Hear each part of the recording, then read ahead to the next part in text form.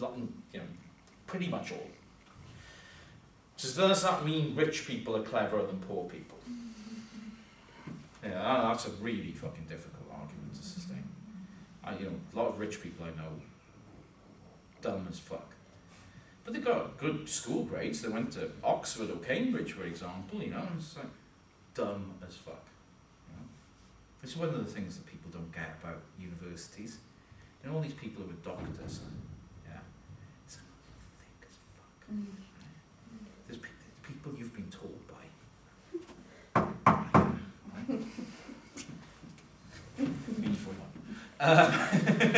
So that relationship is a correlation.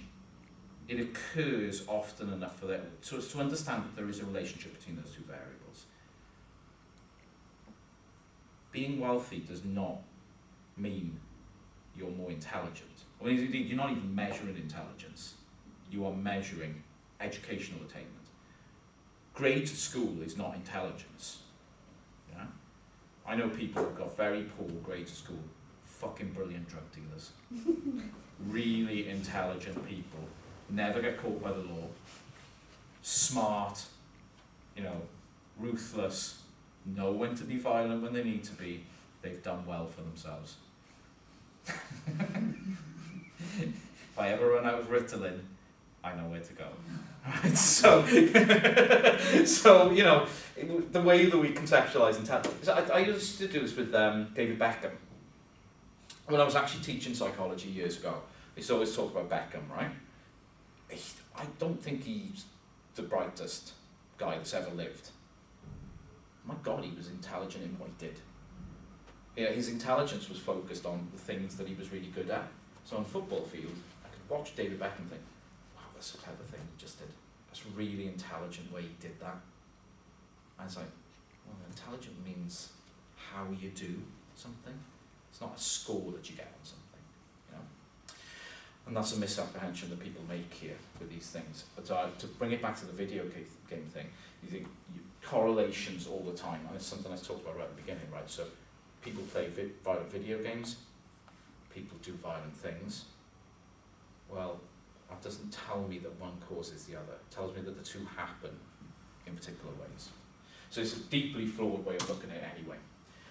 Never answers these questions. What the hell is a violent video game in the first place? How does one assess video game violence itself?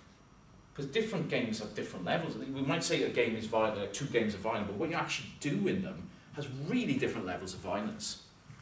You know, something that is violent in one, you know, Angry Birds is violent, but it's not as violent as, like, you know, Manhunt or something, or Doom or anything like, you know, we don't associate in that way. This is Street Fighter 2, which had a big moral panic around it in the early 90s.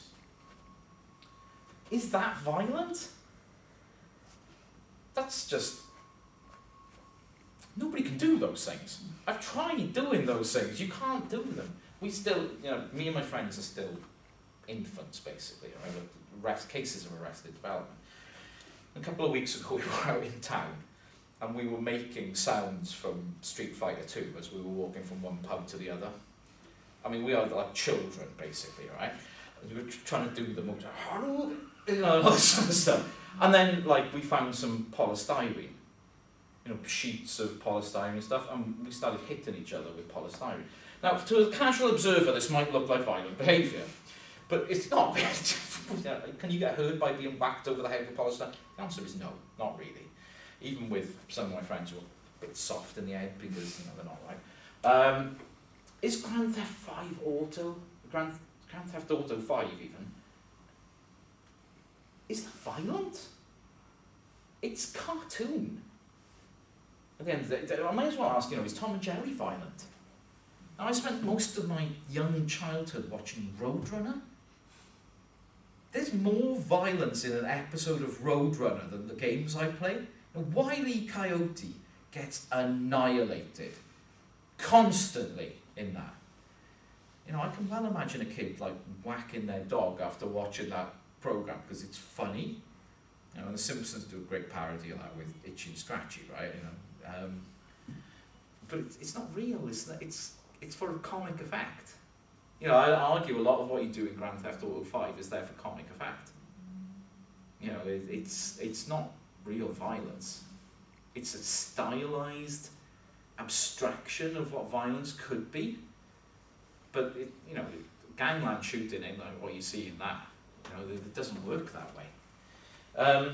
And, you know, as I said earlier, you know, Pac-Man, Space Invaders, if you want to take it to the nth degree, those are violent video games. Why are you not looking at people who do that shit? You know? We know this stuff ain't real. You know, we're not stupid. Even as children, we're not dumb. We know this stuff isn't real. We're fully aware of it.